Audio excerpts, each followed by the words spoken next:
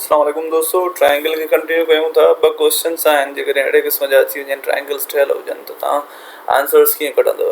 हिकिड़ो आहे equilateral triangle. Equilateral triangle उहा हूंदी आहे जंहिंमें ए बी सी यानी टई एंगल साॻियूं हुजनि, हिक जहिड़ियूं हुजनि, उनजो वैल्यू कहिड़ो बि हुजे पर हुजनि हिक जेतिरियूं, हुनजो वैल्यू सेम हुजे।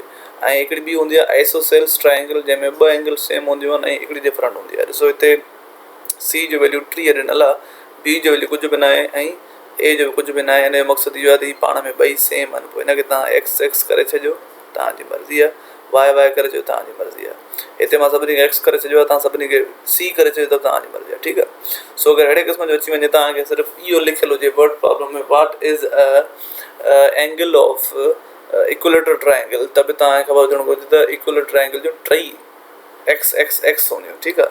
त तव्हांखे ख़बर आहे angle A, angle B, angle C is equal to 180 थींदो आहे। हिते त एंगल ए बि एक्स आहे त बी बि एक्स आहे त सी बि एक्स आहे, त ई थींदो 180। ए थी वेंदो 3x is equal to 180।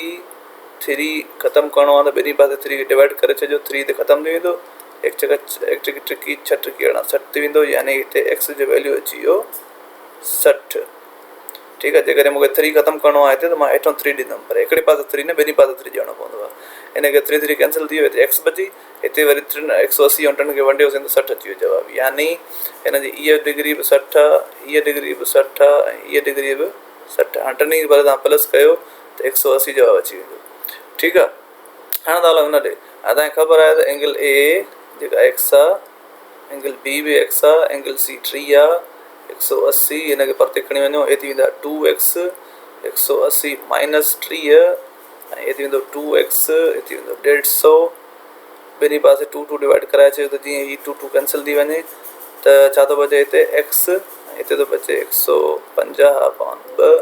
Table हणी चयो त थी वेंदो 7 × 14 ऐं हिकु परते त 5 × 10 75, यानी हीअ बि 75 आहे ऐं हीअ बि 75 आहे। Simple, nothing else.